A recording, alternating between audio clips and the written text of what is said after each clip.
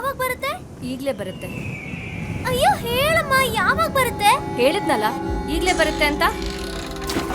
ನೋಡು ಬಂತು ಬಾವಿ. ಅಯ್ಯೋ ಬಾವಿ ಅಲ್ಲ ಅಮ್ಮ, ನಮ್ಮ ಮನೆ ನಲ್ಲಿಲಿ ನೀರ್ ಯಾವಾಗ ಬರುತ್ತೆ ಅಂತ ಕೇಳ್ತಾ ಇದ್ದೀನಿ. ನಲ್ಲಿ ನೀರ? ಅಯ್ಯೋ ಪುಟ್ಟಿ, ಆದಷ್ಟು ಬೇಗ ಬಂದ್ಬಿಡುತ್ತೆ. ಜಲಜೀವನ ಮಿಷನ್ ಬಂದಾಗಿದೆ. ನಾವು 1 ಹೆಜ್ಜೆ ಮುಂದೆ ಇಟ್ರೆ ಸಾಕು, ಸರ್ಕಾರ 10 ಹೆಜ್ಜೆ ಮುಂದೆ ಇಡುತ್ತೆ. ನಿಜನಾ? ನಿಮ್ ಬಾಯಿಗೆ ತುಪ್ಪ ಸಕ್ಕರೆ ಹಾಕ್ಬೇಕು. ತುಪ್ಪ ಸಕ್ಕರೆ ಅಲ್ಲ ಅಮ್ಮ, ಸ್ವಚ್ಛ ಜಲ. 2024ರ ಒಳಗೆ ದೇಶದ 19 ಕೋಟಿ ಮನೆಗಳಿಗೆ ತಲುಪಲಿದೆ ಕುಡಿಯುವ ಶುದ್ಧ ನೀರು. ಇನ್ನಾಗಲಿದೆ ಹರ್ ಘರ್ ಜಲ್.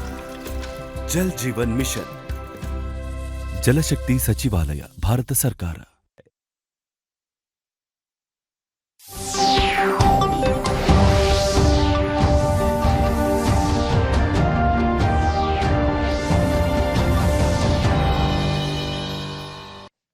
ನಮಸ್ಕಾರ. ಮುಖ್ಯಾಂಶಗಳು. ಬೇಡಿಕೆ ಅನುಸಾರ ರಸಗೊಬ್ಬರ ಪೂರೈಸಲು ಕೇಂದ್ರ ಸಮ್ಮತಿ, ಹಂತ ಹಂತವಾಗಿ ಜಿಎಸ್ಟಿ ಪರಿಹಾರ, ಮುಖ್ಯಮಂತ್ರಿ ಬಸವರಾಜ ಬೊಮ್ಮಾಯಿ.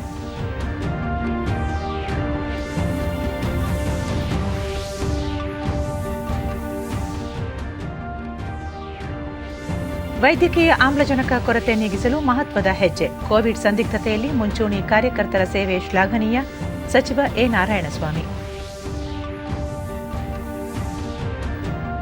ಐಎಂಪಿಎಸ್ನ ವರ್ಗಾವಣೆ ಮಿತಿ 5 ಲಕ್ಷಕ್ಕೆ ಏರಿಕೆ, ಆರ್ಥಿಕ ನೀತಿ ಸಮಗ್ರ ಪರಿಷ್ಕರಣೆ, ಆರ್ಬಿಐ. ಮತ್ತು ಟಾಟಾ ಸನ್ಸ್ ಸ್ವಾಧೀನಕ್ಕೆ ಏರ್ ಇಂಡಿಯಾ 2022ರ ವೇಳೆಗೆ ಬಂಡವಾಳ ಹಿಂತೆಗೆತ ಪ್ರಕ್ರಿಯೆ ಪೂರ್ಣ. ವಾರ್ತೆಗಳ ವಿವರ. ದೆಹಲಿ ಪ್ರವಾಸದಲ್ಲಿರುವ ಮುಖ್ಯಮಂತ್ರಿ ಬಸವರಾಜ ಬೊಮ್ಮಾಯಿ ಅವರು ಇಂದು ಹಣಕಾಸು ಸಚಿವೆ ನಿರ್ಮಲಾ ಸೀತಾರಾಮನ್ ಹಾಗೂ ಆರೋಗ್ಯ ಸಚಿವ ಮನ್ಸುಖ್ ಮಾಂಡವೀಯ ಅವರನ್ನು ಭೇಟಿ ಮಾಡಿ ಸಮಾಲೋಚನೆ ನಡೆಸಿದರು. ಈ ಸಂದರ್ಭದಲ್ಲಿ ಆರೋಗ್ಯ ಮತ್ತು ವೈದ್ಯಕೀಯ ಶಿಕ್ಷಣ ಸಚಿವ ಡಾ ಕೆ ಸುಧಾಕರ್, ಸರ್ಕಾರದ ಮುಖ್ಯ ಕಾರ್ಯದರ್ಶಿ ಪಿ ರವಿಕುಮಾರ್, ಮುಖ್ಯಮಂತ್ರಿಗಳ ಪ್ರಧಾನ ಕಾರ್ಯದರ್ಶಿ ಮಂಜುನಾಥ್ ಪ್ರಸಾದ್ ಮತ್ತಿತರರು ಉಪಸ್ಥಿತರಿದ್ದರು. ಬಳಿಕ ಸುದ್ದಿಗಾರರೊಂದಿಗೆ ಮುಖ್ಯಮಂತ್ರಿ ಜಿಎಸ್ಟಿ ಸಂಗ್ರಹ ಕಳೆದ ವರ್ಷಕ್ಕಿಂತಲೂ ಈ ಬಾರಿ ಸುಧಾರಿಸಿದೆ, ಹಾಗಾಗಿ ಕೇಂದ್ರ ಸರ್ಕಾರದಿಂದ ರಾಜ್ಯಕ್ಕೆ ಬರಬೇಕಾದ ಪಾಲಿನ ಮೊತ್ತವು ಹೆಚ್ಚಾಗುವ ನಿರೀಕ್ಷೆ ಇದೆ. ಕಳೆದ ವರ್ಷದವರೆಗಿನ ಪರಿಹಾರದ ಬಾಕಿಯನ್ನು ಕೇಂದ್ರ ಸರ್ಕಾರ ಬಿಡುಗಡೆ ಮಾಡಿದೆ. 2020-21ನೇ ಸಾಲಿಗೆ 12,000 ಕೋಟಿ ರೂಪಾಯಿ ಬರಬೇಕಿದ್ದು, ಅದರಲ್ಲಿ ಮಾರ್ಚ್ ಅಂತ್ಯದ ವೇಳೆಗೆ 11,800 ಕೋಟಿ ರೂಪಾಯಿಗಳನ್ನು ಹಂತ ಹಂತವಾಗಿ ಬಿಡುಗಡೆ ಮಾಡಲು ಆರಂಭಿಸಿದೆ. ಪ್ರಸಕ್ತ ವರ್ಷದಲ್ಲಿ 12,000 ಕೋಟಿ ರೂಪಾಯಿ ಪರಿಹಾರದ ನಿರೀಕ್ಷೆ ಇತ್ತು. ಕೇಂದ್ರ ಸರ್ಕಾರ ಸಾಲ ಮಾಡಿ 18,000 ಕೋಟಿ ರೂಪಾಯಿಗಳನ್ನು ಒದಗಿಸುತ್ತಿದೆ ಎಂದು ಹೇಳಿದರು. ಗ್ರಾಮೀಣ ಭಾಗದ ಮೂಲಸೌಕರ್ಯದ ಅಭಿವೃದ್ಧಿಗೆ ನಬಾರ್ಡ್ ಮತ್ತು ಸಣ್ಣ ಕೈಗಾರಿಕೆಗಳು ಹಾಗೂ ಕಿರು ಸಾಲ ಯೋಜನೆಯಡಿ ರಾಜ್ಯಕ್ಕೆ ಹೆಚ್ಚಿನ ನೆರವು ನೀಡಲು ಮನವಿ ಮಾಡಿದ್ದೇನೆ.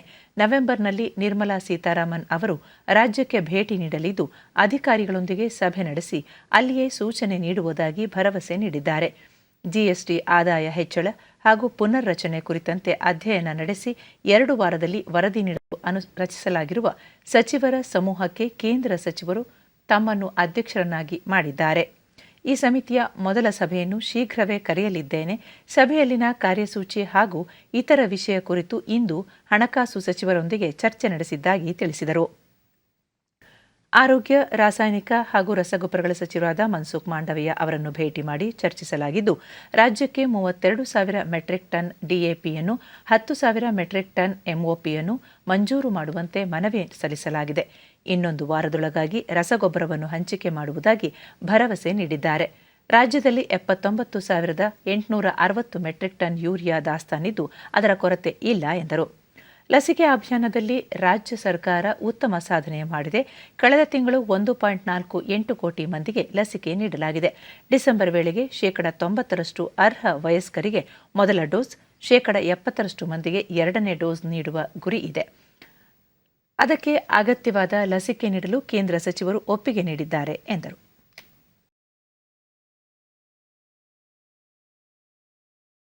ಸ್ಥಾಪಿಸಲಾದ ಆಮ್ಲಜನಕ ಉತ್ಪಾದನಾ ಘಟಕವನ್ನು ಕೇಂದ್ರ ಸಾಮಾಜಿಕ ನ್ಯಾಯ ಮತ್ತು ಸಬಲೀಕರಣ ರಾಜ್ಯ ಸಚಿವರಾದ ಎ ನಾರಾಯಣಸ್ವಾಮಿ ಉದ್ಘಾಟಿಸಿದರು. ಶಾಸಕರಾದ ಪಿ ರಘುಮೂರ್ತಿ, ಜಿಲ್ಲಾಧಿಕಾರಿ ಕವಿತಾ ಎಸ್ ಮನ್ನಿಕೇರಿ, ಜಿಲ್ಲಾ ಆರೋಗ್ಯ ಮತ್ತು ಕುಟುಂಬ ಕಲ್ಯಾಣಾಧಿಕಾರಿ ಡಾ ರಂಗನಾಥ್ ಸೇರಿದಂತೆ ಮತ್ತಿತರರು ಉಪಸ್ಥಿತರಿದ್ದರು. ಬಳಿಕ ಸಚಿವ ನಾರಾಯಣಸ್ವಾಮಿ ಕೋವಿಡ್ ಸೋಂಕು ತೀವ್ರಗೊಂಡಿದ್ದಾಗ ಸಂಬಂಧಗಳೇ ನಗಣ್ಯವಾಗಿದ್ದವು. ಈ ಸಂದರ್ಭದಲ್ಲಿ ತಮ್ಮ ಜೀವನವನ್ನು ಲೆಕ್ಕಿಸದೆ ವೈದ್ಯರು, ಪೊಲೀಸರು, ಅಂಗನವಾಡಿ ಕಾರ್ಯಕರ್ತರು ಮುಂಚೂಣಿಯಲ್ಲಿ ಕಾರ್ಯನಿರ್ವಹಿಸಿದ್ದು ಶ್ಲಾಘನೀಯ ಎಂದರು. ಪ್ರಧಾನಿ ನರೇಂದ್ರ ಮೋದಿ ನಾಯಕತ್ವದಲ್ಲಿ ಕೋವಿಡ್ ಅನ್ನು ಸಮರ್ಥವಾಗಿ ಎದುರಿಸಿದ್ದೇವೆ. ದೇಶದಲ್ಲಿ ಅರ್ಹ ವಯಸ್ಕರಿಗೆ ಉಚಿತವಾಗಿ ಲಸಿಕೆ ನೀಡಲಾಗುತ್ತಿದೆ. ಚಳ್ಳಕೆರೆಯಲ್ಲಿ 85 ಲಕ್ಷ ರೂಪಾಯಿ ವೆಚ್ಚದಲ್ಲಿ ನಿರ್ಮಿಸಲಾಗಿರುವ ಘಟಕ ದಿನಕ್ಕೆ 7,20,000 ಲೀಟರ್ ಆಮ್ಲಜನಕ ಉತ್ಪಾದಿಸುವ ಸಾಮರ್ಥ್ಯ ಹೊಂದಿದೆ ಎಂದರು. ಯಾವುದೇ ಪ್ರಧಾನಿ ಗಟ್ಟಿ ತಿಳ್ಕೊಳ್ಳಿಲ್ಲ. ಆದರೆ ಅದಕ್ಕೂ ಮೊದಲನೇ ಅಲೆ ಬಂದಾಗ ವಿಶ್ಲೇಷಣೆಯಲ್ಲಿ ಕೊರತೆ ಇದ್ದಾಗ, ವೈಜ್ಞಾನಿಕ ಕೊರತೆ ಇದ್ದಾಗ, ಯಾವ ದೇಶದಲ್ಲಿ ವ್ಯಾಕ್ಸಿನ್ ತಯಾರು ಮಾಡಲಿಕ್ಕೆ ಅಶಕ್ತವಾಗಿದ್ದರು, ಯಾವ ದೇಶ ಇದರಿಂದ ಅನ್ಯಾಯಕ್ಕೊಳಗಾಗಿತ್ತು, ಅವರಿಗೆ ರಕ್ಷಣೆಗೆ ನೀಡಿದಂತ ಏಕೈಕ ಪ್ರಧಾನಿ ವಿಶ್ವದಲ್ಲಿ ಅಂತ ಹೇಳಿದ್ರೆ ಮೋದಿರು. ರಾಜ್ಯದ ಸಿಂದಗಿ ಹಾಗೂ ಹಾನಗಲ್ ವಿಧಾನಸಭಾ ಕ್ಷೇತ್ರಗಳ ಉಪಚುನಾವಣೆಗೆ ರಾಜಕೀಯ ಚಟುವಟಿಕೆಗಳು ಬಿರುಸುಗೊಂಡಿವೆ. ಸಿಂದಗಿ ವಿಧಾನಸಭಾ ಕ್ಷೇತ್ರಕ್ಕೆ ಬಿಜೆಪಿ ಅಭ್ಯರ್ಥಿಯಾಗಿ ರಮೇಶ್ ಬೂಸನೂರು ಉಮೇದುವಾರಿಕೆ ಸಲ್ಲಿಸಿದರು. ಈ ಸಂದರ್ಭದಲ್ಲಿ ಸಚಿವರುಗಳಾದ ಗೋವಿಂದ ಕಾರಜೋಳ, ವಿ ಸೋಮಣ್ಣ, ಶಶಿಕಲಾ ಜೊಲ್ಲೆ ಸೇರಿದಂತೆ ಮತ್ತಿತರರು ಉಪಸ್ಥಿತರಿದ್ದರು.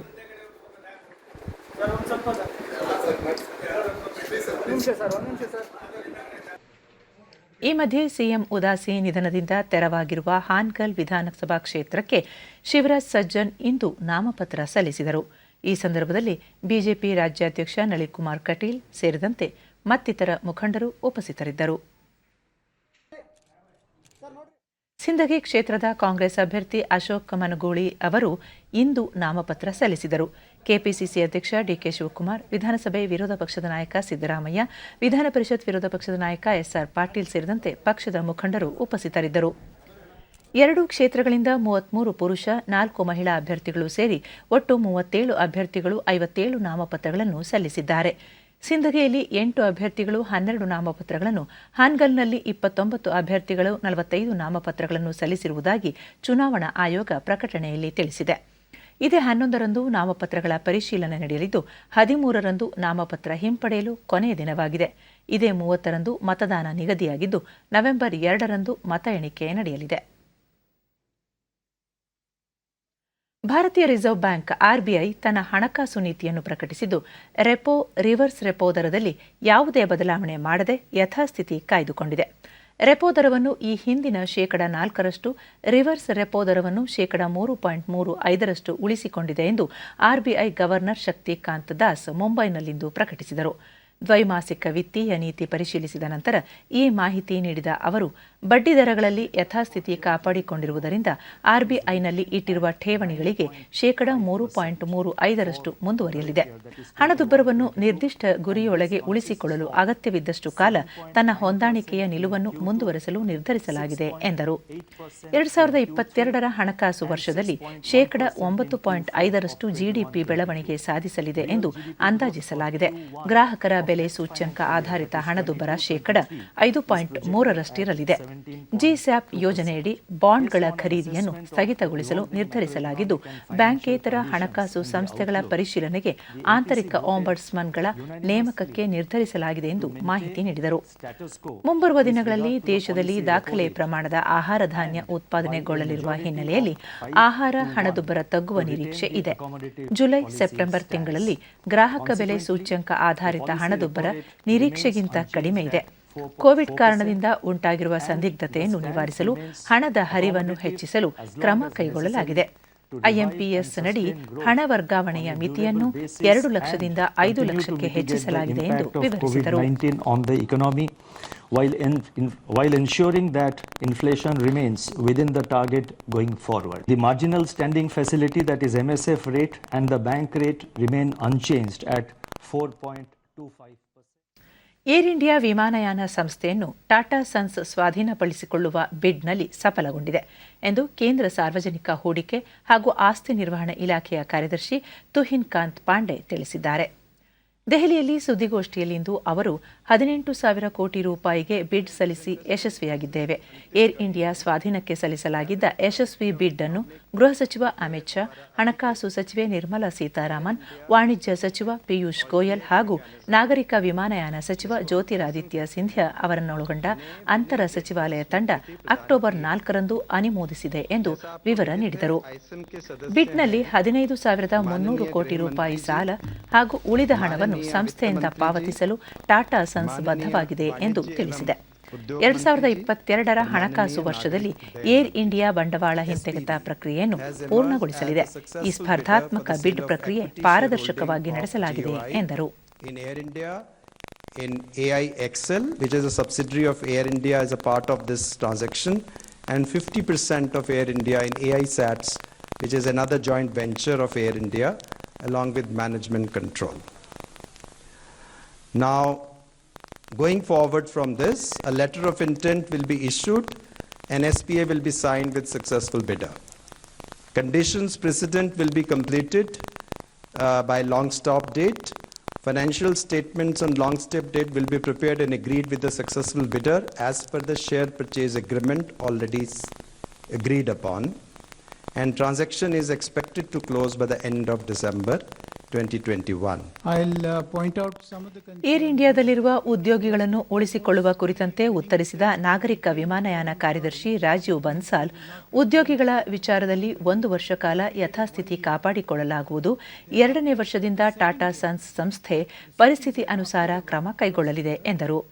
ವಿಮಾನಯಾನ ರಾಷ್ಟ್ರೀಕರಣ ಪ್ರಕ್ರಿಯೆಗೂ ಮುನ್ನ ಏರ್ ಇಂಡಿಯಾ ಟಾಟಾ ಸಮೂಹ ಸಂಸ್ಥೆಯಿಂದ ನಿರ್ವಹಿಸಲ್ಪಡುತ್ತಿತ್ತು ಎಂದು ಮಾಹಿತಿ ನೀಡಿದರು. These are the two protections to the employees in terms of their employment. Thirdly, they will be provided the gratuity benefits as well as the provident fund benefits as per the applicable laws of the land. And the post-retirement medical benefits of the employees, those who have retired as well as those who will be retiring in future, will be protected and provided by the government. 2023ರ ವಿಧಾನಸಭಾ ಚುನಾವಣೆಯಲ್ಲಿ ಸ್ಪರ್ಧಿಸಲು 123 ಅಭ್ಯರ್ಥಿಗಳನ್ನು ಈಗಾಗಲೇ ಗುರುತಿಸಲಾಗಿದೆ ಎಂದು ಜೆಡಿಎಸ್ನ ರಾಷ್ಟ್ರೀಯ ಅಧ್ಯಕ್ಷ ಎಚ್.ಡಿ. ದೇವೇಗೌಡ ತಿಳಿಸಿದ್ದಾರೆ. ಬೆಂಗಳೂರಿನಲ್ಲಿಂದು ಸುದ್ದಿಗೋಷ್ಠಿಯಲ್ಲಿ ಅವರು ಹಾಲಿ ಶಾಸಕರಾಗಿರುವ 35 ಮಂದಿಯನ್ನು ಒಳಗೊಂಡಂತೆ ಕಳೆದ ಚುನಾವಣೆಯಲ್ಲಿ ಅತ್ಯಲ್ಪ ಮತಗಳಿಂದ ಸೋಲು ಕಂಡ ಹಾಗೂ ಪಕ್ಷದ ಚಟುವಟಿಕೆಯಲ್ಲಿ ಸಕ್ರಿಯವಾಗಿ ತೊಡಗಿಸಿಕೊಂಡಿರುವ ಅಭ್ಯರ್ಥಿಗಳನ್ನು ಗುರುತಿಸಲಾಗಿದೆ. ಈಗಿನಿಂದಲೇ ಕ್ಷೇತ್ರಗಳಲ್ಲಿ ಸಂಘಟನಾತ್ಮಕ ಚಟುವಟಿಕೆಗಳಲ್ಲಿ ತೊಡಗಿಸಿಕೊಳ್ಳುವಂತೆ ಸೂಚಿಸಲಾಗಿದೆ ಎಂದರು.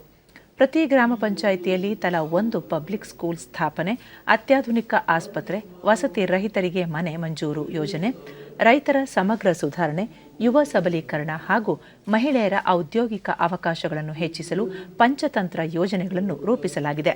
ಪ್ರತಿಯೊಂದಕ್ಕೂ ತಲಾ 25,000 ಕೋಟಿ ರೂಪಾಯಿ ಅನುದಾನ ನಿಗದಿಪಡಿಸುವ ಭರವಸೆ ನೀಡಲಾಗುವುದು. ಪಕ್ಷ ಅಧಿಕಾರಕ್ಕೆ ಬಂದರೆ ಈ ಯೋಜನೆಗಳನ್ನು ಜಾರಿಗೆ ತರಲಾಗುವುದು ಎಂದು ಹೇಳಿದರು. ಈ ಮಧ್ಯೆ ಸಿಂದಗಿ ಹಾಗೂ ಹಾನಗಲ್ ವಿಧಾನಸಭಾ ಉಪಚುನಾವಣೆಯಲ್ಲಿ ಅಭ್ಯರ್ಥಿಗಳ ಆಯ್ಕೆ ಕುರಿತು ವಿವರಣೆ ನೀಡಿದರು.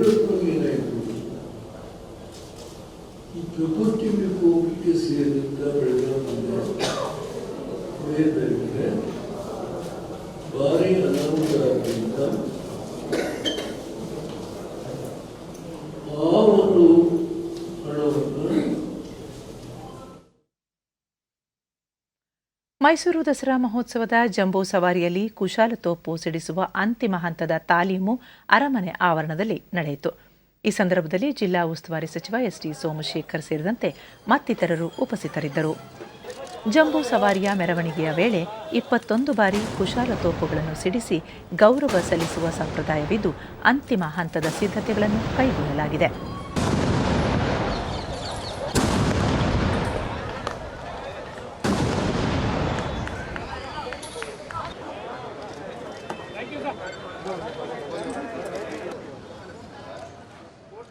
ಬಳಿಕ ಎಸ್.ಟಿ. ಸೋಮಶೇಖರ್, ದಸರಾ ಉತ್ಸವ ಯಶಸ್ವಿಗೊಳಿಸಲು ವ್ಯವಸ್ಥಿತವಾಗಿ ಆನೆಗಳಿಗೆ ತರಬೇತಿ ನೀಡಲಾಗುತ್ತಿದೆ. 30 ಅಧಿಕಾರಿಗಳ ತಂಡ ತರಬೇತಿ ಪಡೆದುಕೊಂಡಿದ್ದಾರೆ ಎಂದರು.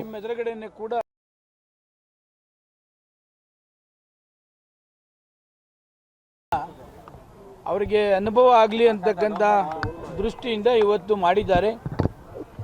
ಜಂಬೂ ಸವಾರಿ ದಿವಸ ಏನು ಜನಗಣಮನ ಹೇಳ್ತೀವಿ ನಾವು, ಅದು ಹಾಡು ಕಂಪ್ಲೀಟ್ ಆಗುವ ಹೊತ್ತಿಗೆ 3 ಸಾರಿ 21 ಸಾರಿ ಅದು ಸೌಂಡ್ ಮಾಡಲೇಬೇಕು ಅಂತಕ್ಕಂಥದ್ದನ್ನು ನಿಯಮ ಇಟ್ಕೊಂಡು ಮಾಡ್ತಾ ಇದ್ದಾರೆ. ಭಾಳ ವ್ಯವಸ್ಥಿತವಾಗಿ ಅವರು ಟ್ರೈನಿಂಗು ಕೂಡ ತೆಗೆದುಕೊಳ್ತಿದ್ದಾರೆ. ಪ್ರಾಣಕ್ಕೆ ತೊಂದರೆ ಆದ್ರೂ ಕೂಡ ಇದನ್ನು ಮಾಡಬೇಕು. ನಾವು ದಸರಾ ಕಾರ್ಯಕ್ರಮದಲ್ಲಿ ಅದನ್ನು ಯಶಸ್ವಿ ಮಾಡಬೇಕು. ಆನೆಗಳಿಗೆ ಯಾವುದೇ ಥರವಾದ ತೊಂದರೆ ಆಗಬಾರ್ದು ಅಂತಕ್ಕಂಥ ದೃಷ್ಟಿಯಿಂದ ಪ್ರಾಮಾಣಿಕವಾಗಿ ಅವರ ಕೆಲಸವನ್ನು ಕೂಡ ಮಾಡಿದ್ದಾರೆ. ಅಂದ್ರೆ ಒಂದು ಅಂಬಾರಿ ಆನೆ ಬಲಭಾಗ ಹಿರಿಯ ಅರಣ್ಯ ಸಂರಕ್ಷಣಾಧಿಕಾರಿ ಕರಿಕಾಳನ್ ಅಂತಿಮ ಹಂತದ ತಾಲೀಮಿನಲ್ಲಿ ಗಜಪಡೆ ಹಾಗೂ ಅಶ್ವಪಡೆ ಉತ್ತಮವಾಗಿ ಸ್ಪಂದಿಸಿದ್ದು ಮೆರವಣಿಗೆಯಲ್ಲಿ ಭಾಗಿಯಾಗುವ ಎಲ್ಲ ಆನೆಗಳು ಆರೋಗ್ಯವಾಗಿವೆ ಎಂದು ತಿಳಿಸಿದರು. ನಾಡಿಗೆ ಬಂದಾದ ಮೇಲೆ ಹೆಲ್ತ್ ಇಶ್ಯೂಸ್ ಆಗ್ಬೋದು, ಬೇರೆ ಏನಾவது ಇಶ್ಯೂಸ್ ಆಗ್ಬೋದು ಅಂತ ಹೇಳಿನೇ ನಾವು ಎಕ್ಸ್ಟ್ರಾ ಒಂದು 2 ಆನೆಗಳನ್ನು ಯಾವಾಗಲೂ ತಗೊಂಡು ಬರುವುದು. ಈ ವರ್ಷ 8 ಆನೆಗಳು ನಾವು ತಂದಿದ್ದೇವೆ. ಸೊ ನಮ್ಮಲ್ಲಿ ಈಗ ಆನೆಗಳು ನಮ್ಮ ದಸರಾಕ್ಕೆ 5 ಆನೆಗಳು ಸಾಕು.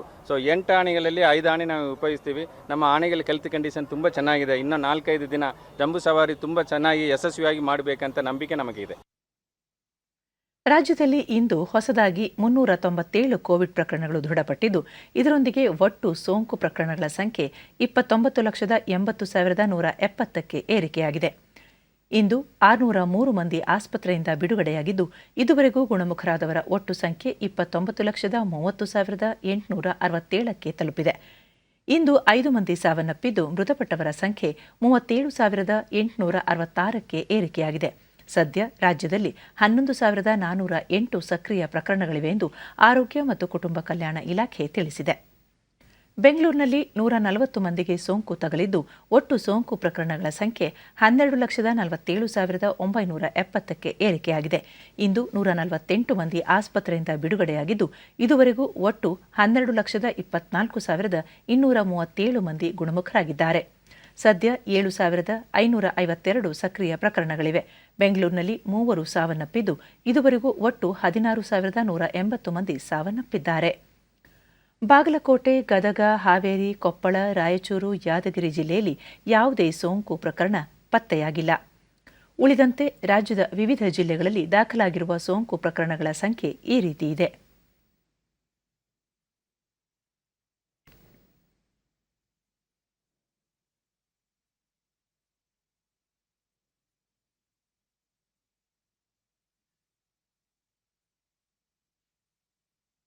ಕಲಬುರಗಿ ಜಿಲ್ಲಾ ವ್ಯಾಪ್ತಿಯಲ್ಲಿ ಹಲವು ಗೋಶಾಲೆಗಳಿಗೆ ಪಶುಸಂಗೋಪನೆ ಸಚಿವ ಪ್ರಭು ಚೌಹಾಣ್ ಇಂದು ಭೇಟಿ ನೀಡಿ ಪರಿಶೀಲನೆ ನಡೆಸಿದರು.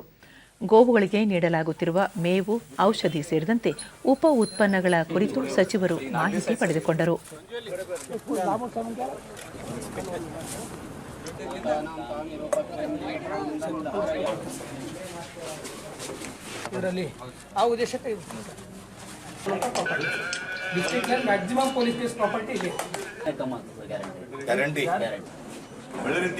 ಬಳಿಕ ಸಚಿವ ಪ್ರಭು ಚೌಹಾಣ್ ಜಾನುವಾರುಗಳ ರಕ್ಷಣೆಗೆ ಸರ್ಕಾರ ಬದ್ಧವಾಗಿದ್ದು, ಗೋಹತ್ಯೆ ನಿಷೇಧದ ಕುರಿತು ಜನಜಾಗೃತಿ ಮೂಡಿಸಲಾಗುವುದು. ಕಲಬುರಗಿಯಲ್ಲಿ 100 ಎಕರೆ ಜಮೀನಿನಲ್ಲಿ ಸರ್ಕಾರದಿಂದ ಗೋಶಾಲೆ ನಿರ್ಮಿಸಲು ಕ್ರಮ ಕೈಗೊಳ್ಳಲಾಗಿದೆ. ಪ್ರತಿ ಜಿಲ್ಲೆಯಲ್ಲೂ ಗೋಮಾಳ ಜಮೀನನ್ನು ಆಯ್ಕೆ ಮಾಡಿ ಸರ್ಕಾರಿ ಗೋಶಾಲೆ ನಿರ್ಮಾಣ ಮಾಡಲು ಚಿಂತಿಸಲಾಗಿದೆ ಎಂದು ಮಾಹಿತಿ ನೀಡಿದರು. ಪ್ರತಿ ಜಿಲ್ಲೆಗೆ ನಾವು ಗೋಶಾಲಾ ಮಾಡ್ತಾ ಇದ್ದೀನಿ. ಗೋಮಾಲಾ ಜಮೀನ್ ಆಯ್ಕೆ ಮಾಡಿ ಡಿಸಿ ಮುಖಾಂತರ ಅವ್ರು ನಮ್ಮ ಗೋಮಾಲಾ ಆಯ್ಕೆ ಮಾಡ್ತಾರ. 50ರಿಂದ 100 ಎಕರೆ ಜಮೀನ್ ನಾವು ಆಯ್ಕೆ ಮಾಡಿ ಪ್ರತಿ ಜಿಲ್ಲೆಗೆ ಗೋಶಾಲಾ, ಸರ್ಕಾರಿ ಗೋಶಾಲಾ. ಹುಬ್ಬಳ್ಳಿಯ ರಾಷ್ಟ್ರೋತ್ಥಾನ ರಕ್ತನಿಧಿ ಕೇಂದ್ರಕ್ಕೆ ಜೈನ್ ಅಂತಾರಾಷ್ಟ್ರೀಯ ವಹಿವಾಟು ಸಂಘದಿಂದ ಸುಮಾರು 8 ಲಕ್ಷ ರೂಪಾಯಿ ವೆಚ್ಚದ ಕಾರನ್ನು ಇಂದು ಉಡುಗೊರೆಯಾಗಿ ನೀಡಲಾಯಿತು. ಈ ಸಂದರ್ಭದಲ್ಲಿ ಜಿಲ್ಲಾ ಉಸ್ತುವಾರಿ ಸಚಿವ ಶಂಕರ್ ಪಾಟೀಲ್ ಮುನೇನಕೊಪ್ಪ, ಶಾಸಕ ಜಗದೀಶ್ ಶೆಟ್ಟರ್ ಸೇರಿದಂತೆ ಮತ್ತಿತರರು ಉಪಸ್ಥಿತರಿದ್ದರು. ಬಳಿಕ ಸಚಿವ ಶಂಕರ್ ಪಾಟೀಲ್ ಮುನೇನಕೊಪ್ಪ, ಸರ್ಕಾರೇತರ ಸಂಸ್ಥೆಗಳು ಸರ್ಕಾರದೊಂದಿಗೆ ಕೈಜೋಡಿಸಿ ಕಾರ್ಯನಿರ್ವಹಿಸುವುದು ಅತ್ಯಗತ್ಯವಾಗಿದೆ ಎಂದು ಅಭಿಪ್ರಾಯಪಟ್ಟರು.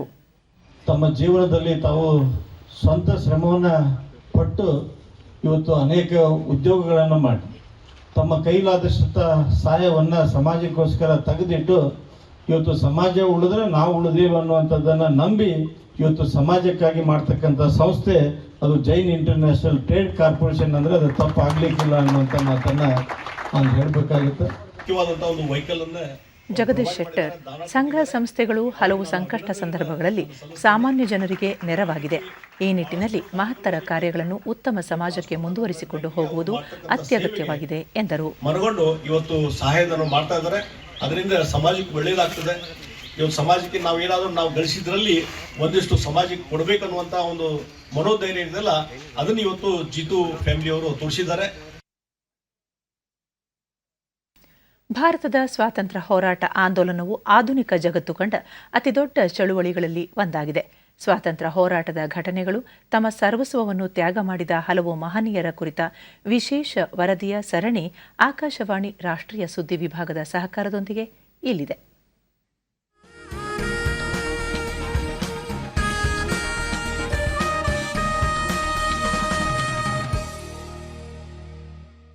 ಅಕ್ಟೋಬರ್ 8 ಸ್ವಾತಂತ್ರ್ಯ ಹೋರಾಟಗಾರ ಜಯಪ್ರಕಾಶ್ ನಾರಾಯಣ್ ಅವರು ನಿಧನರಾದ ದಿನ.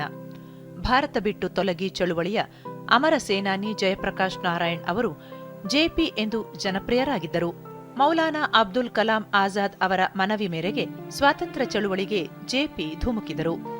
ಪಾಟ್ನಾ ಕಾಲೇಜಿನ ತಮ್ಮ ಶಿಕ್ಷಣವನ್ನು ತ್ಯಜಿಸಿದ ಜೆಪಿ ನಂತರ ಬಿಹಾರ್ ವಿದ್ಯಾಪೀಠದಲ್ಲಿ ಪ್ರವೇಶ ಪಡೆದರು. ಅಮೆರಿಕದಲ್ಲಿ ಉನ್ನತ ಶಿಕ್ಷಣದ ವೇಳೆ ಕಾಲೇಜು ಶುಲ್ಕ ನೀಡಲು ಪಟ್ಟ ಕಷ್ಟ ಕಾರ್ಪಣ್ಯದಿಂದ ಅವರು ಶ್ರಮಿಕ ವರ್ಗದವರಿಗಾಗಿ ಶ್ರಮಿಸಲು ಪ್ರೇರಿತಗೊಂಡರು. ಲೋಕನಾಯಕ ಎಂಬ ಹೆಸರಿನಿಂದ ವಿಖ್ಯಾತರಾದ ಜೆಪಿ 1929ರಲ್ಲಿ ಭಾರತಕ್ಕೆ ಹಿಂತಿರುಗಿದ ನಂತರ ಸ್ವಾತಂತ್ರ್ಯ ಚಳುವಳಿಯಲ್ಲಿ ತಮ್ಮನ್ನು ತೊಡಗಿಸಿಕೊಂಡರು. 9 ತಿಂಗಳ ಕಾರಾಗೃಹವಾಸದ ನಂತರ ಮಹಾತ್ಮ ಗಾಂಧಿ ಮತ್ತು ಸುಭಾಷ್ ಚಂದ್ರ ಬೋಸ್ ಅವರನ್ನು ಭೇಟಿ ಮಾಡಿದ ಜೆಪಿ ಜವಾಹರ್ಲಾಲ್ ನೆಹರು ಅವರ ಮನವಿ ಮೇರೆಗೆ ಕಾಂಗ್ರೆಸ್ ಸೇರಿದರು. ಜಯಪ್ರಕಾಶ್ ನಾರಾಯಣ್ ಬ್ರಿಟಿಷ್ ಆಳ್ವಿಕೆಯಿಂದ ಭಾರತವನ್ನು ಮುಕ್ತಗೊಳಿಸಲು ಭೂಗತ ಪ್ರಚಾರ ಮಾಡುತ್ತಿದ್ದ ಸಮಾಜವಾದಿ ಕಾಂಗ್ರೆಸ್ ಪಕ್ಷದ ಸದಸ್ಯರಾಗಿದ್ದರು. 1942ರ ಭಾರತ ಬಿಟ್ಟು ತೊಲಗಿ ಚಳುವಳಿ ವೇಳೆ ಎಲ್ಲ ಹಿರಿಯ ನಾಯಕರನ್ನು ಬಂಧಿಸಿದ್ದ ಸಮಯದಲ್ಲಿ ಜೆಪಿಯವರು ಚಳುವಳಿಯ ನೇತೃತ್ವ ವಹಿಸಿದರು. ಭಾರತ ಸುರಕ್ಷತೆ ಕಾಯ್ದೆಯಡಿ ಅವರನ್ನು ಬಂಧಿಸಲಾಯಿತು. ಈ ಕಾನೂನಿನಡಿ ಮೊಕದ್ದಮೆ ನಡೆಸಲು ಅವಶ್ಯಕತೆ ಇರಲಿಲ್ಲ. ಹಜಾರಿಬಾಗ್ ಕೇಂದ್ರ ಕಾರಾಗೃಹದಲ್ಲಿ ಬಂಧನದಲ್ಲಿದ್ದ ಅವರು ಜೊತೆಗಿದ್ದ ಖೈದಿಗಳೊಂದಿಗೆ ಜೈಲಿನಿಂದ ಪರಾರಿಯಾಗುವ ಯೋಜನೆ ರೂಪಿಸಿದರು. 1942 ನವೆಂಬರ್ನಲ್ಲಿ ದೀಪಾವಳಿಯ ಸಮಯದಲ್ಲಿ ಯೋಜನೆ ಕಾರ್ಯಗತ ಮಾಡುವ ಅವಕಾಶ ಒದಗಿಬಂತು. ಜೈಲಿನಿಂದ ತಪ್ಪಿಸಿಕೊಂಡು ಬಂದ ಈ ಸಾಹಸ ಕಾರ್ಯದ ಕಾರಣದಿಂದ ಜೆಪಿಯವರಿಗೆ ಲೋಕನಾಯಕ ಎಂದು ಕರೆಯಲಾಯಿತು. 1 ವರ್ಷದ ನಂತರ 1943 ಸೆಪ್ಟೆಂಬರ್ 18ರಂದು ಜೆಪಿಯವರು ಖಾನ್ ಅಬ್ದುಲ್ ಗಫಾರ್ ಖಾನ್ ಅವರನ್ನು ಭೇಟಿಯಾಗಲು ರಾವಲ್ಪಿಂಡಿಗೆ ಹೋಗುತ್ತಿದ್ದಾಗ ಅವರನ್ನು ಮತ್ತೆ ಬಂಧಿಸಲಾಯಿತು. ಯಾತನಾ ಚೇಂಬರ್ ಎಂದೇ ಕುಖ್ಯಾತವಾಗಿದ್ದ ಲಾಹೋರ್ ಕೋಟೆಗೆ ಜೆಪಿಯವರನ್ನು ಕರೆದೊಯ್ಯಲಾಯಿತು. 16 ತಿಂಗಳುಗಳವರೆಗೆ ಅವರಿಗೆ ಚಿತ್ರಹಿಂಸೆ ನೀಡಲಾಯಿತು. 1945 ಜನವರಿಯಲ್ಲಿ ಜೆಪಿಯವರನ್ನು ಲಾಹೋರ್ ಕೋಟೆಯಿಂದ ಆಗ್ರಾದ ಕಾರಾಗೃಹಕ್ಕೆ ರವಾನಿಸಲಾಯಿತು. ಬ್ರಿಟಿಷ್ ಸರ್ಕಾರದೊಂದಿಗೆ ಮಾತುಕತೆ ನಡೆಸಲು ರಾಮ್ ಮನೋಹರ್ ಲೋಹಿಯಾ ಮತ್ತು ಜಯಪ್ರಕಾಶ್ ಅವರ ಬೇಷರತ್ತು ಬಿಡುಗಡೆಗಾಗಿ ಮಹಾತ್ಮ ಗಾಂಧೀಜಿ ಒತ್ತಾಯಿಸಿದಾಗ ಬ್ರಿಟಿಷ್ ಸರ್ಕಾರ ಜೆಪಿಯವರನ್ನು 1946 ಏಪ್ರಿಲ್ 12ರಂದು ಬಿಡುಗಡೆ ಮಾಡಿತು. ಮಹಾತ್ಮ ಗಾಂಧೀಜಿಯವರ ಪೂರ್ಣ ಸ್ವರಾಜ್ಯ ಆದರ್ಶಕ್ಕೆ ತಮ್ಮ ಸಂಪೂರ್ಣ ಜೀವನವನ್ನು ಸಮರ್ಪಿಸಿದ್ದ ಲೋಕನಾಯಕ ಜಯಪ್ರಕಾಶ್ ನಾರಾಯಣ್ 1979 ಅಕ್ಟೋಬರ್ 8ರಂದು ಪಾಟ್ನಾದಲ್ಲಿ ನಿಧನರಾದರು.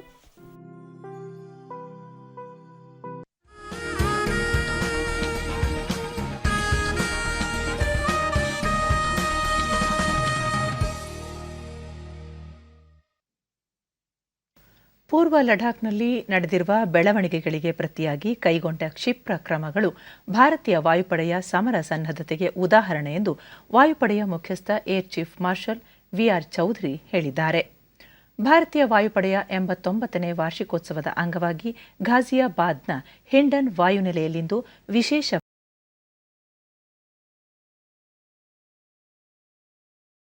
ಪರಿಸ್ಥಿತಿಗಳು ಭೌಗೋಳಿಕ ರಾಜಕೀಯ ಶಕ್ತಿಗಳ ಸಂಕೀರ್ಣತೆಯ ಮೇಲೆ ಪರಸ್ಪರ ಪ್ರಭಾವಿತವಾಗಿವೆ ಎಂದು ನುಡಿದರು. ದೇಶದ ಸಾರ್ವಭೌಮತ್ವ ಸಮಗ್ರತೆಯನ್ನು ಯಾವುದೇ ಬೆಲೆ ತತ್ತಾದರೂ ರಕ್ಷಿಸುವ ಪವಿತ್ರ ಕರ್ತವ್ಯ ಭಾರತೀಯ ವಾಯುಪಡೆಯದ್ದಾಗಿದೆ ಎಂದು ಅವರು ಹೇಳಿದರು. ಕೋವಿಡ್ಗೆ ಸಂಬಂಧಿಸಿದ ಕಾರ್ಯಗಳನ್ನು ಪೂರ್ಣಗೊಳಿಸಲು ವಾಯುಪಡೆ ನಡೆಸಿದ ಪ್ರಯತ್ನಗಳು ಮಹತ್ವದ ಸಾಧನೆ ಎಂದು ಶ್ಲಾಘಿಸಿದ ಅವರು, ಕಳೆದ ವರ್ಷ ಅತ್ಯಂತ ಸವಾಲಿನದಾಗಿದ್ದರೂ ವಾಯುಪಡೆಗೆ ಅತಿ ಹೆಚ್ಚು ಲಾಭವಾಗಿದೆ ಎಂದು ಏರ್ ಚೀಫ್ ಮಾರ್ಷಲ್ ವಿಶ್ಲೇಷಿಸಿದರು. ನಮ್ಮ ಸವಾಲುಗಳು ನಿರಂತರವಾಗಿ ಹೆಚ್ಚುತ್ತಿವೆ. ಹಾಗಾಗಿ ವಾಯುಪಡೆಯ ಶಕ್ತಿಯನ್ನು ಅತ್ಯುತ್ತಮವಾಗಿ ಬಳಸಲು ನಾವು ಪಣ ತೊಡಬೇಕಿದೆ. ಬಾಹ್ಯ ಶಕ್ತಿಗಳು ನಮ್ಮ ಪ್ರದೇಶವನ್ನು ಅತಿಕ್ರಮಿಸಲು ಅವಕಾಶ ನೀಡುವುದಿಲ್ಲ ಎಂಬುದನ್ನು ನಾವು ರಾಷ್ಟ್ರಕ್ಕೆ ತೋರಿಸಬೇಕು.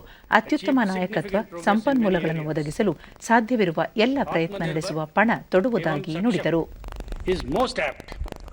Since with the ongoing acquisition of a high percentage of made in India platforms, weapons and combat systems, the Indian Air Force stands today on the threshold of an era which will define its stature as a potent strategic aerospace power.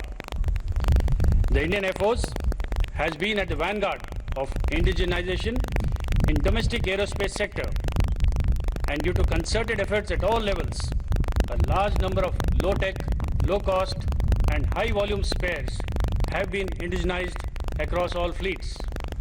The need of the hour is to reassess and realign with emerging trends in order to gain from ongoing efforts. ಕಾರ್ಯಕ್ರಮದಲ್ಲಿ Sukhoi Su-30, Rafale ಸೇರಿದಂತೆ ವಾಯುಪಡೆಯ ಹಲವು ವಿಮಾನಗಳು ಕಸರತ್ತು ಪ್ರದರ್ಶಿಸಿದ್ದು ನೋಡುಗರ ಕಣ್ಮನ ಸೆಳೆಯಿತು. ಸಶಸ್ತ್ರ ಪಡೆಗಳ ಮುಖ್ಯಸ್ಥ ಬಿಪಿನ್ ರಾವತ್, ಸೇನಾ ಮುಖ್ಯಸ್ಥ ಜನರಲ್ ಮನೋಜ್ ನರವಣೆ, ನೌಕಾಪಡೆ ಮುಖ್ಯಸ್ಥ ಅಡ್ಮಿರಲ್ ಕರಂಬೀರ್ ಸಿಂಗ್ ಉಪಸ್ಥಿತರಿದ್ದರು.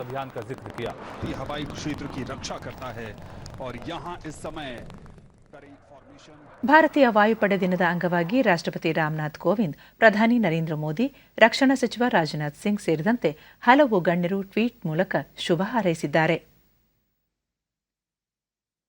ರಾಮನಾಥ್ ಕೋವಿಂದ್ ವಾಯುಪಡೆ ಯೋಧರು ಮತ್ತು ಅವರ ಕುಟುಂಬಗಳಿಗೆ ವಾಯುಪಡೆಯ ದಿನದ ಶುಭಾಶಯಗಳು. ಶಾಂತಿ ಮತ್ತು ಯುದ್ಧದ ಸಮಯದಲ್ಲಿ ತನ್ನ ಸಾಮರ್ಥ್ಯವನ್ನು ಹಾಗೂ ಶೌರ್ಯವನ್ನು ಸಾಬೀತುಪಡಿಸಿದ ಭಾರತೀಯ ವಾಯುಪಡೆಯ ಬಗ್ಗೆ ರಾಷ್ಟ್ರ ಹೆಮ್ಮೆ ಪಡುತ್ತದೆ. ಭಾರತೀಯ ವಾಯುಪಡೆ ತನ್ನ ಶ್ರೇಷ್ಠತೆಯ ಗುಣಮಟ್ಟವನ್ನು ಉಳಿಸಿಕೊಳ್ಳುವುದನ್ನು ಮುಂದುವರೆಸಲಿದೆ ಎಂಬ ಖಾತ್ರಿ ತಮಗಿದೆ ಎಂದು ಟ್ವೀಟ್ ಮಾಡಿದ್ದಾರೆ. ನರೇಂದ್ರ ಮೋದಿ, ವಾಯುಪಡೆ ದಿನದಂದು ನಮ್ಮ ಯೋಧರು ಮತ್ತು ಅವರ ಕುಟುಂಬಗಳಿಗೆ ಶುಭಾಶಯಗಳು. ಭಾರತೀಯ ವಾಯುಪಡೆಯ ಧೈರ್ಯ, ಪರಿಶ್ರಮ ಮತ್ತು ವೃತ್ತಿಪರತೆಗೆ ಸಮಾನಾರ್ಥಕವಾಗಿದೆ. ಅವರು ದೇಶವನ್ನು ರಕ್ಷಿಸುವಲ್ಲಿ ಸವಾಲುಗಳ ಸಮಯದಲ್ಲಿ ಮಾನವೀಯ ಮನೋಭಾವದ ಮೂಲಕ ಗುರುತಿಸಿಕೊಂಡಿದ್ದಾರೆ ಎಂದು ತಮ್ಮ ಟ್ವೀಟ್ ಸಂದೇಶದಲ್ಲಿ ತಿಳಿಸಿದ್ದಾರೆ. ಅಭಿವ್ಯಕ್ತಿ ಸ್ವಾತಂತ್ರ್ಯದ ರಕ್ಷಣೆಗಾಗಿ ನಡೆಸಿದ ಪ್ರಯತ್ನಗಳಿಗಾಗಿ 2021ನೇ ಸಾಲಿನ ನೊಬೆಲ್ ಶಾಂತಿ ಪುರಸ್ಕಾರಕ್ಕೆ ಫಿಲಿಪ್ಪೀನ್ಸ್ನ ಮಾರಿಯಾ ರೆಸಾ, ರಷ್ಯಾದ ಡಿಮಿಟ್ರಿ ಮುರುಟೋವ್ ಭಾಜನರಾಗಿದ್ದಾರೆ. ವಿಸ್ತೃತ ಚರ್ಚೆಗಳ ನಂತರ ನೊಬೆಲ್ ಶಾಂತಿ ಪುರಸ್ಕಾರಕ್ಕೆ ಆಯ್ಕೆ ಮಾಡಲಾಗಿದ್ದು, ನಾರ್ವೆಯಲ್ಲಿ ಪ್ರಶಸ್ತಿಗಳನ್ನು ಘೋಷಿಸಲಾಗಿದೆ. ತಮ್ಮ ದೇಶ ಫಿಲಿಪ್ಪೀನ್ಸ್ನಲ್ಲಿ ಅಧಿಕಾರ ದುರುಪಯೋಗ, ಹಿಂಸಾಚಾರ ಹಾಗೂ ಹೆಚ್ಚುತ್ತಿರುವ ಸರ್ವಾಧಿಕಾರದ ಬಗ್ಗೆ ಜನರಿಗೆ ವಿವರಿಸಲು ಅಭಿವ್ಯಕ್ತಿ ಸ್ವಾತಂತ್ರ್ಯ ಬಳಸಲು ಮಾರಿಯಾ ರೆಸಾ ಹೋರಾಟ ನಡೆಸಿದ್ದರು. ರಷ್ಯಾದಲ್ಲಿ ಹೆಚ್ಚುತ್ತಿರುವ ಸವಾಲಿನ ಪರಿಸ್ಥಿತಿಯಲ್ಲಿ ಕಳೆದ ಹಲವು ದಶಕಗಳಿಂದ ಅಭಿವ್ಯಕ್ತಿ ಸ್ವಾತಂತ್ರ್ಯವನ್ನು ಡಿಮಿಟ್ರಿ ಮೆರೆಟೋವ್ ಪ್ರತಿಪಾದಿಸಿಕೊಂಡು ಬಂದಿದ್ದರು. ಕೊನೆಯಲ್ಲಿ ಮತ್ತೊಮ್ಮೆ ಮುಖ್ಯಾಂಶಗಳು. ಬೇಡಿಕೆ ಅನುಸಾರ ರಸಗೊಬ್ಬರ ಪೂರೈಸಲು ಕೇಂದ್ರ ಸಮ್ಮತಿ, ಹಂತ ಹಂತವಾಗಿ ಜಿಎಸ್ಟಿ ಪರಿಹಾರ, ಮುಖ್ಯಮಂತ್ರಿ ಬಸವರಾಜ ಬೊಮ್ಮಾಯಿ. ವೈದ್ಯಕೀಯ ಆಮ್ಲಜನಕ ಕೊರತೆ ನೀಗಿಸಲು ಮಹತ್ವದ ಹೆಜ್ಜೆ, ಕೋವಿಡ್ ಸಂದಿಗ್ಧತೆಯಲ್ಲಿ ಮುಂಚೂಣಿ ಕಾರ್ಯಕರ್ತರ ಸೇವೆ ಶ್ಲಾಘನೀಯ, ಸಚಿವ ಎ ನಾರಾಯಣಸ್ವಾಮಿ. ಐಎಂಪಿಎಸ್ನ ವರ್ಗಾವಣೆ ಮಿತಿ 5 ಲಕ್ಷಕ್ಕೆ ಏರಿಕೆ, ಆರ್ಥಿಕ ನೀತಿ ಸಮಗ್ರ ಪರಿಷ್ಕರಣೆ, ಆರ್ಬಿಐ. ಮತ್ತು ಟಾಟಾ ಸನ್ಸ್ ಸ್ವಾಧೀನಕ್ಕೆ ಏರ್ ಇಂಡಿಯಾ, 2022ರ ವೇಳೆಗೆ ಬಂಡವಾಳ ಹಿಂತೆಗೆತ ಪ್ರಕ್ರಿಯೆ ಪೂರ್ಣ. ನಮ್ಮ ವಾರ್ತಾ ಪ್ರಸಾರವನ್ನು ನೀವು ಡಿಡಿ ಚಂದ್ರ ನ್ಯೂಸ್ ಯೂಟ್ಯೂಬ್ ಚಾನೆಲ್ನಲ್ಲೂ ವೀಕ್ಷಿಸಬಹುದು. ವ್ಯಕ್ತಿಗತ ಅಂತರ ಕಾಪಾಡಿಕೊಳ್ಳುವುದರೊಂದಿಗೆ ನೀವು ಸುರಕ್ಷಿತವಾಗಿರಿ, ನಿಮ್ಮವರನ್ನು ಸುರಕ್ಷಿತವಾಗಿರಿಸಿ. ನೈರ್ಮಲ್ಯಕ್ಕೆ ಆದ್ಯತೆ ನೀಡುವುದರ ಜೊತೆಗೆ ಕೋವಿಡ್-19 ಮಾರ್ಗಸೂಚಿಗಳನ್ನು ತಪ್ಪದೇ ಪಾಲಿಸಿ. ಇಲ್ಲಿಗೆ ಇಂದಿನ ವಾರ್ತಾ ಪ್ರಸಾರ ಮುಕ್ತಾಯವಾಯಿತು. ಸತ್ಯ, ಸಮರ್ಥ, ಸಂಪೂರ್ಣ ಸುದ್ದಿಗಾಗಿ ವೀಕ್ಷಿಸಿ ಚಂದನ ವಾರ್ತೆ. ನಮ್ಮ ಮುಂದಿನ ವಾರ್ತಾ ಪ್ರಸಾರ ನಾಳೆ ಬೆಳಿಗ್ಗೆ 7:30 ನಮಸ್ಕಾರ.